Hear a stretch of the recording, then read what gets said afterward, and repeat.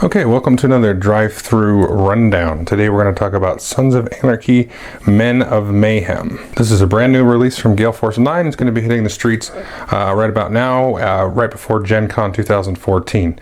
They did send me a copy of this and they would like me to get a video out, so that's what I'm doing. I've only played it the one time, so I'm just doing the quick micro review, but I have had requests from several friends of mine to bring this to Gen Con, so you can definitely expect to see one or more videos featuring the game. So let's crack the box open and I'll give you a quick rundown of the rules and how things kind of work. So if we take a quick look at the rule book here, you're going to see many photos and people and locations and things featured from the television show Sons of Anarchy itself. I should say I am a big fan of the early seasons of the show. I've kind of lost interest over the last couple of years. They kind of went off the tracks, but I will say the early seasons are some of the most enjoyable television I've watched. So it's definitely a game that it features crime, it features brothels, selling guns, selling contraband, drugs. There is combat and things like that. So definitely not a game for small children for sure. But the rules are very well written. I only had one sort of minor rules question from reading the rules, and it wasn't that big of a deal. But let's go in and look at some of the components here. Now each player is going to get a shield indicating their gang. So this is the Lin Syndicate, kind of like a Chinese gang. You have Sam Crow, which are the main characters featured in the show. These guys are located in the town of Charming, about middle California, near the Bay Area. You have a little round summary, the different actions you can do on your turn, and then what each of these is going to contribute to a throwdown or a combat. So you can get +1 per prospect. A prospect is kind of like a new member who isn't quite a full member, so they're not going to contribute as much. And then a full member, of course, has his chopper. And then everybody has guns that they may submit in kind of a blind bid, and that's going to add +3. So everybody gets one of these. Here you've got the Niners here. This is the Oakland gang. So those are these guys here. And we have the Mayans. And then also the game comes with, if you get now or if you get a Gen Con, there's going to be a promotional gang. There's no shield for that gang, but there is a little player board here. And now the player boards have two sides to them. You can see here, here's kind of your basic side. This is for the Mayans. You can tell your starting money and guns and all that kind of stuff. This is where you're going to track heat, because the different actions you're going to do in the game, you're going to increase heat. So you're going to be limited, you can see here, to the number of contraband that you can try to traffic at the end of the round. Now if we flip this over, we can see now we have a special order that's only available to the mines, and then a little special rule. We've also changed here the number of base orders. Now the number of orders or actions you get on a turn is basically this number plus the number of full members, and as you go along you're going to upgrade prospects to full members, so you get more and more actions per turn. So each of these has the little player board here, and then this promotional one here is the Grim Bastards here, sort of like, the Riders from Hell, the demon guys. So that's a promotional deal there. And you can also see you get a ton of awesome cardboard money there. There's a bunch of this here, so we'll go ahead and dump this out on the board, which is good because you're going to have all the money hidden behind a screen and you don't want to spend a lot of time making change. Another awesome piece of component in the game are the contraband and gun tokens here. So we can see here we have these little sort of duffel bags of plastic and these little plastic guns there. So you're going to be trying to smuggle these, and then possibly trading guns for contraband or vice versa, or selling guns. But guns are also going to be important in combat as well. So you don't want to just have no guns, because you're going to need to do some combat for sure in this game. We've got some other tokens here. These are the order tokens. You can see these little cell phones, and then also the heat markers. So as I said, you're going to be using these order tokens to move your guys out on the board and exploit different locations and things like that. And also you have heat tokens, and interestingly enough, I was kind of playing the game and we were wondering, why don't you just move the heat tokens up as you go? Well, it'd be very easy to bump these and forget, oh, was I at 2 or 3 heat? So you go ahead and just add them there. And then of course, as you remove and lose heat for different actions, you just take them off. So that's actually a nice way to prevent accidental cheating. And here, let's take a look at the meat of the game with the different figures. If we take a look at our Mayan friends here, so this is a prospect here, and these all look the same. They're just different colors for the different gangs. So the prospects here are wearing their little wimpy leather jackets, and then our full members, of course, are riding their Harleys through town, causing all kinds of mayhem. And each team has their own custom dice. And the dice are actually pretty interesting. So you can see here for the Niners, their 6 there is actually their gang symbol. And then for the Lynn Syndicate, they have a similar one. Let's see, the Mayans there. And then of course the Sam Crow, for the 1, it actually looks like a little bullet there, a little bullet entry. And then they have the cool little Anarchy symbol there for the 6. So, you know, just a normal D6, but it's customized, so it's pretty cool. And let's see, almost lastly, we have a black market here. This is players are going to be trading in contraband, or trafficking in contraband, I should say, at the end of every turn. And it's going to be different for a 3 or 4 player game, depending on the rate. I'll explain that more in a second. And then you have Anarchy cards here. And some of these are more difficult. You can see these red ones here. These you want to play without, probably, for your first game. You're only going to use 15 of these in the game, in this kind of a way to track the round that you're on as well. So these are going to be all kinds of different stuff. I'll explain these in a second, but these are going to be things that make a game a little easier or harder, or, you know, give you ways to screw with your opponents and all kinds of good stuff. A lot of stuff right out of the show. I mean, if you're a fan of the show, you know, I don't know if you remember Agent Stahl here, but you know, that let's just let that emotion run through you there. Okay, so there's Stahl, she's in the game. And another really cool piece of component here is you have this patch. Now, it's not a leather, it's just a cardboard token, but it looks like a leather patch. And this basically is a start player token. It's also a way to break ties if you have a throwdown, so really cool. And there's a worker placement type of action you can take to steal this from somebody. Or if you beat somebody in a throwdown that has the patch, then you can take the patch from them. Finally, we have all of these locations here. Now, you're not going to use all of these in the game. So there's several here that are going to be randomized, and then you have a few here that are going to be in every game, like the hospital and the emergency room, the gun factory, and so on. So let's go ahead and set all this up, and I'll quickly walk through a turn. Okay, here we've got the game set up.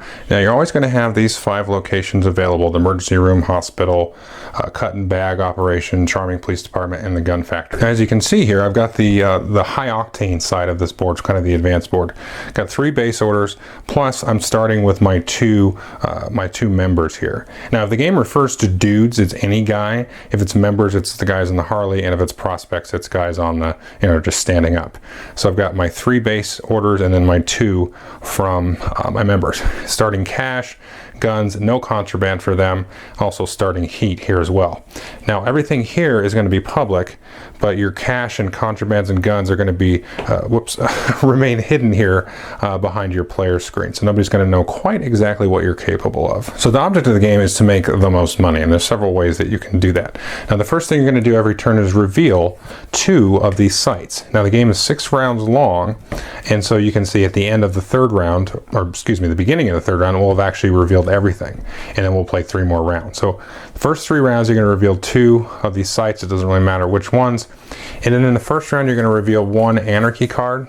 In the second round, you'll reveal 2.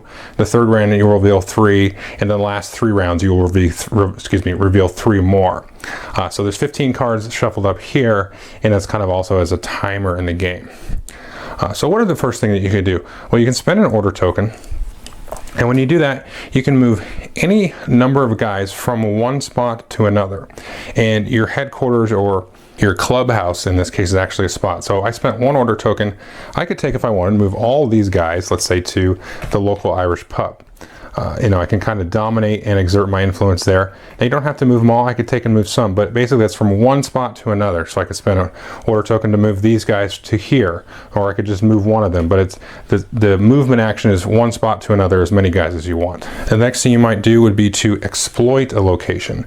And when you do that, you go ahead and put your order token on the Anarchy symbol there to show that the location has been used that turn. Each location can only be used once per turn. Now, you cannot do that unless you're the only club at that location. So if the Niners were in here like so, I could not exploit that location. I'd have to get them to leave, or, you know, do battle with them. Now, one thing that shouldn't be undersold is there is negotiation and trading and all kinds of good stuff that can happen here. The only thing that you can actually trade are cash, guns, and contraband. You can't trade order tokens or dudes. So you could maybe negotiate to get him to move off in a later turn, but you likely will have combat. So So for argument's sake, let's say he was not there, we can take an exploit location and then we just do whatever it says. So we can spend $1 to buy a gun, and we can do that 4 times. So we could spend $4 and buy 4 guns. Now some of the locations here have a little boost symbol there. So if I play, let's say I was over here and I had moved here earlier in the suburban meth lab, and I would put that there, and I could spend $1 to get 2 contraband, up to a max of 2 contraband. Now some of these have a boost, and so a boost, you can spend an additional order token to take that action in addition to exploiting the location itself. And when it says skim, you just take that. So it's like you get a free contraband on top of, you know, whatever you purchased. You kind of stole it from the game, if you will. Now the other thing you might do is spend an order token here, and that will be to recruit a new prospect. So you take a prospect from your supply and you just go ahead and put it right down here on your player board. Now later on, if you want to upgrade a prospect, I can spend an order token, and you have to spend 1 gun and 1 money to turn a prospect into a full-blown member. So you have a maximum of 5 of each of those that you can have at any one time. So you are limited by the components in that case. Now you can also, if you want, actually spend an order token to pass and kind of see what other people do.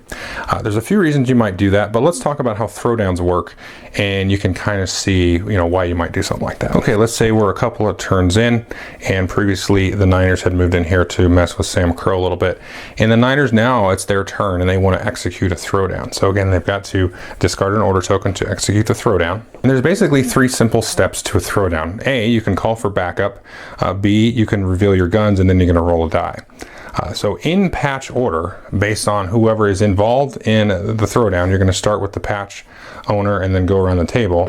You're going to be able to call for backup. Now to call for backup, you have to actually spend an order token to do so. And it's similar to movement, where you can pull guys from one location. So let's say the Niners decided to spend backup here and spend a token to move these guys over here. And it could, if they wanted to spend another order token, maybe to move in, let's say another prospect from home or something else like that.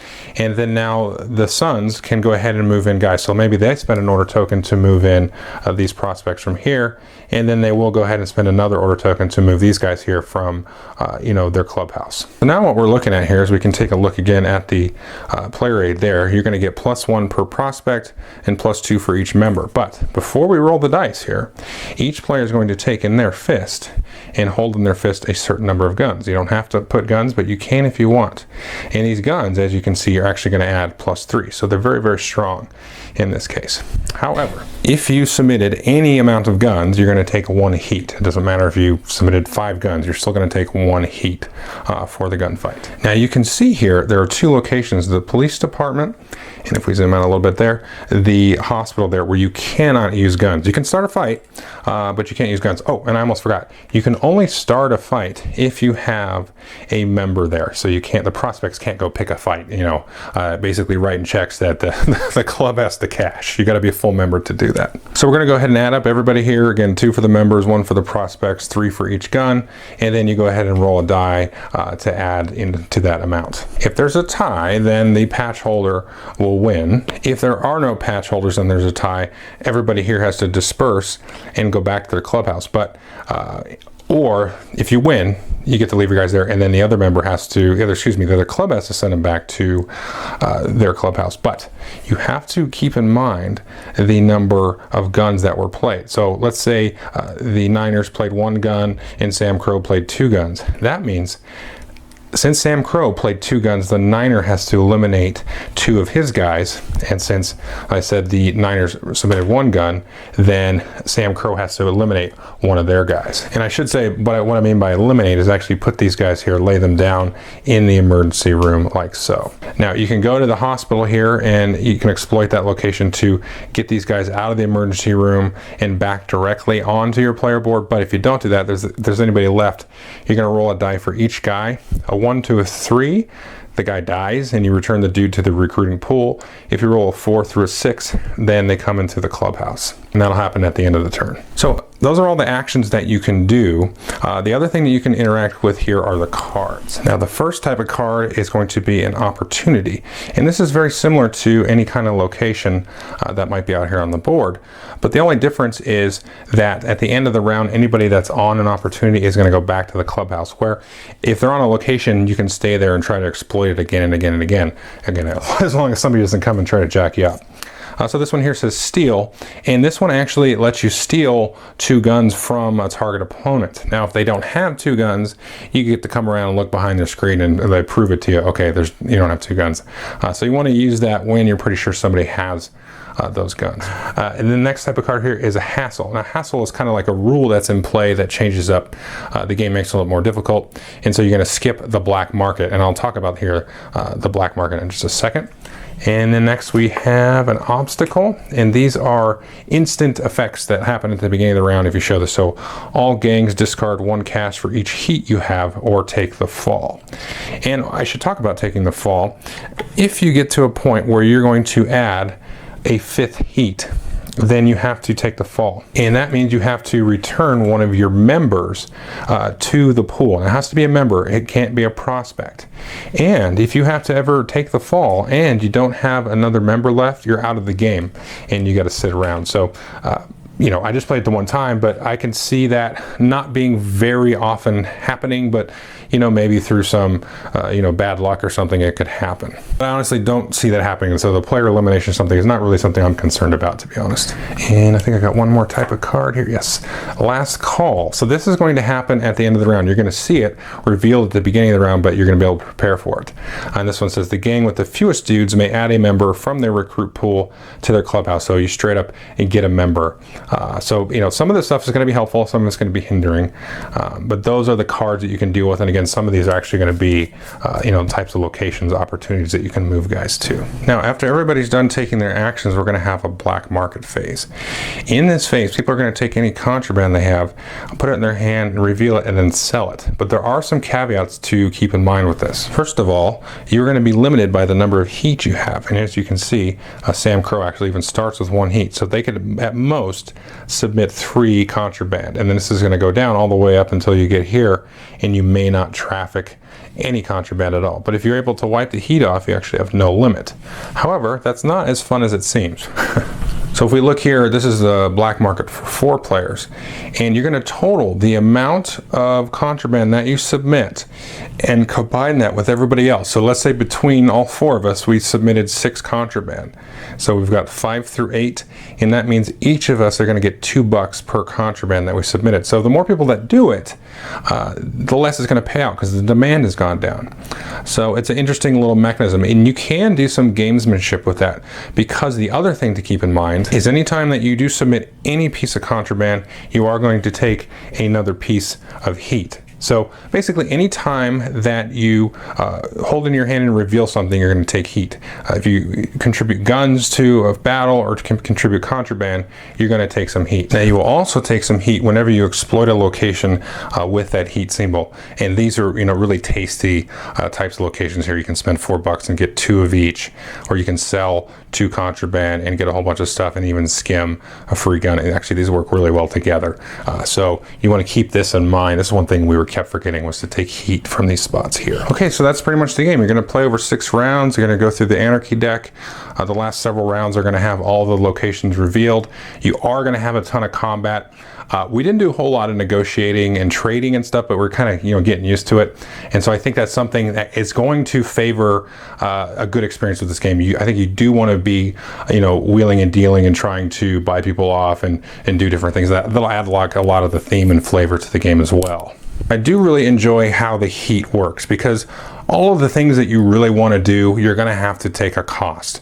You know, you're going to want to, you know, get in the way of guys, block guys from using some of these better locations, you know, keep them from even, you know, using the hospital in some cases. You know, the tasty locations are going to come out here. And the other thing that's going to happen, I should say, if you take the fall here, if you build up your heat, I forgot to say this, again, you've got to get rid of a member, but it's going to reset your heat back down to 1 when you do that. So you maybe try to push that and explore exploit it and really kind of turn and burn through your membership. So the game has a lot of interesting stuff going on. There's going to be some variability, you know, with the different locations and the Anarchy cards, and just from the dynamics of the players and how, you know, how aggressive they are, how much they're willing to negotiate, and all that kind of good stuff.